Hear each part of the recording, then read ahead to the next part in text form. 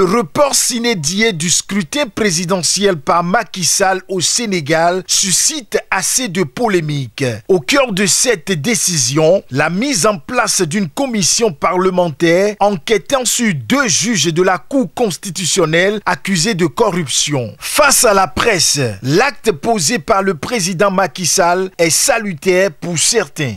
L'acte que le président a posé, il faut saluer cet acte-là. Pourquoi? Pour la simple et bonne raison que nous avons constaté quelque chose à laquelle il fallait mettre une fin. Et le président a pris ses responsabilités en tant que tel.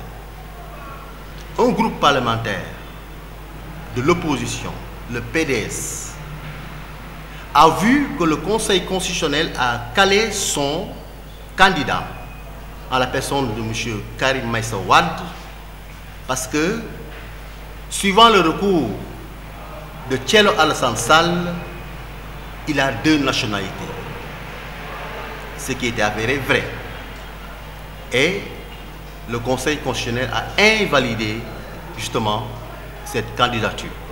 L'opposition, qui est le parti de Karim Meïssa Wade, le PDS, a saisi ce qui est de droit l'Assemblée nationale en mettant en avant qu'il y aurait des soupçons de corruption parmi les 7 sages, ce qui est grave. S'il y a des tentatives, s'il y a des soupçons de corruption, il faut y voir clair avant d'y aller. Donc, on voit l'Assemblée nationale qui a voté d'abord, n'est-ce pas, soutenu par la mouvance présidentielle, et le Conseil constitutionnel, que sa décision est irréversible et irrévocable, il y a un conflit dans les 2 institutions.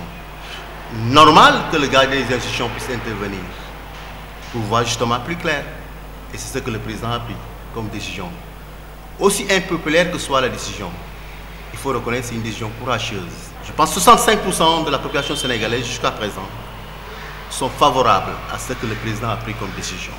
Pendant que l'acte est jugé de salutaire pour certains, d'autres pensent qu'il s'agit ici plutôt d'un coup d'État constitutionnel. Depuis 2012 que Macky a pris le pouvoir, il a torpillé les instruments électoraux. C'est-à-dire qu'il s'est attaqué au fondement, n'est-ce pas, de la démocratie sénégalaise. Le mandat, la durée du mandat, la forme républicaine, dans sa laïcité, intangible, on ne peut pas toucher. Donc c'est une violation de la Constitution à laquelle nous participons. C'est pourquoi toutes les forces vives se sont levées, se sont réunies pour dire non. Sur le plan international et sur le plan national, là il y a des démissions au sein de son gouvernement. Les voix autorisées se lèvent. Les partis de gauche, c'est hier qu'ils ont déclaré pour dire... Parce que cette violation, elle est flagrante. Et le peuple ne peut pas admettre cela. Ça dit que Macky Sall est à l'extrême de ces actes maintenant. Donc c'est la dictature. Donc nous sommes en face d'un coup d'État institutionnel. Napoléon Agapite Maforican, expert en communication, analyste politologue, revient ici sur les éléments clés pour comprendre au mieux les tenants et les aboutissants de cette crise socio-politique. Ces élections étaient cruciales et leur date était presque impérative, ou quasi impérative, enfin pour ne pas dire impérative. Donc, intervenir alors que rien n'était aussi calamiteux est douteux. Donc, l'intervention présidentielle, elle est inappropriée. Elle a créé une confusion dans le processus. Oui, le chef de l'État, garant de l'ordre, oui, il peut être amené à prendre des mesures parfois hardies. Le texte qu'il a évoqué, oui, c'est logique, c'est normal. Mais on ne peut pas le faire dans tout.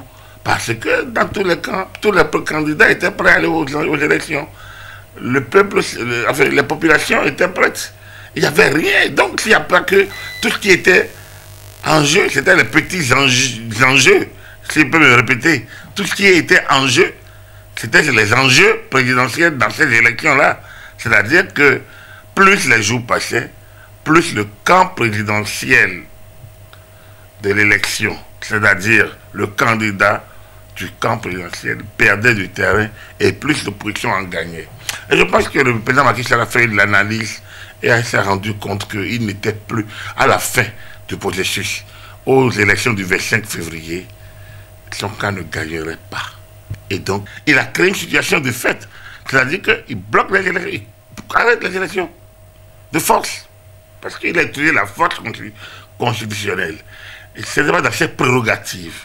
Hein? Et donc, ceux qui ont parlé de hold-up pour le constitutionnel, coup d'état constitutionnel, coup d'état civil, ont raison, parce qu'il a utilisé la force constitutionnelle, à dire les prérogatives que la loi lui donne, en tant que chef de l'État, pour faire un coup de force. Il a abusé de son autorité, de ses pouvoirs, pour arrêter le processus, et maintenant faire voter par sa majorité une loi constitutionnelle, avec, dans les conditions où tout le monde a vu, le monde entier a vu. Ça, ce n'est pas démocratique. Le Sénégal vaut mieux que ça. Le Sénégal est mieux que ça. Le Sénégal a montré mieux que ça. Et le Sénégal ne doit pas montrer une telle image au monde entier. C'est tout.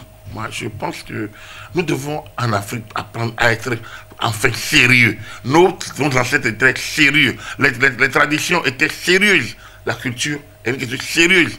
Les monarchies africaines qu'on avait étaient des monarchies sérieuses. Pas meilleures que, pas pire que ceux qui sont en Europe. Mais le seul problème, il ne faut pas qu'on fasse, qu'on soit et qu'on ne soit pas. Il faut pas qu'on soit et qu'on ne soit pas à la fois. Il faut qu'on choisisse le cadre. Qu'est-ce que nous voulons faire?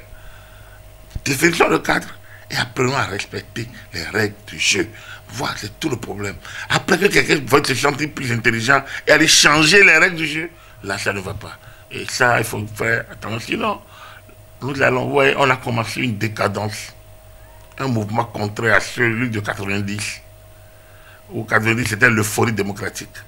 Depuis 5 ans, c'est l'euphorie d'exception. Parce que les jeunes ne se retrouvent plus dans les modèles qu'on leur offre. Et le cas sénégalais n'est pas un bon cas. En somme, la situation de crise politique au Sénégal n'est pas loin de créer des conditions à des lendemains dont nul ne peut présager de l'issue. Plaise à Dieu que les populations soient épargnées du pire.